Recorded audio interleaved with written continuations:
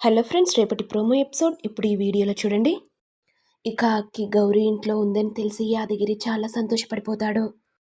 అప్పుడు యాదగిరి మనసులో ఒకవేళ అక్కి లేచిందంటే నా తల్లిదండ్రులు అని గట్టిగా హక్ చేసుకుంటుంది, ఇంటికి తీసుకెళ్తుంది.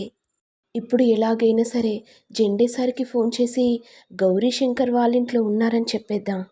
ఒకవేళ అక్కి సృహలోకి వచ్చినప్పుడు గౌరీ శంకర్లను చూస్తే మరి ఎలా రియాక్ట్ అవుతారో అని జెండే అక్కడి నుంచి తన ఇంటికి తీసుకెళ్ళిపోతాడా?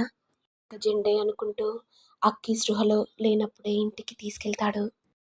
ఇక అక్కి సృహలోకి వస్తూ జరిగిన సంఘటన గురించి భయపడుతూ గట్టిగా అన్నయ్య అని అరిచేస్తుంది. అసలు ఎవరో నన్ను రౌడీలు కిడ్నాప్ చేశారన్నయ్య, నాకు చాలా భయంగా ఉంది. వాళ్ళెవరో నాకు హెల్ప్ చేశారన్నయ్య, వాళ్ళకు ఎలాగైనా సరే థ్యాంక్స్ చెప్పాలని ఉన్నదన్నయ్య. ఇక వెంటనే అక్కి శంకర్తో మాట్లాడుతూ, హలో అంకుల్, నన్ను కాపాడినందుకు చాలా థ్యాంక్స్ అంకుల్ అని అంటుంటే శంకర్కి ఏదో తెలియని బాధ, తన బిడ్డే తనతో మాట్లాడినట్టుగా అనుకుంటూ ఉండిపోతాడు.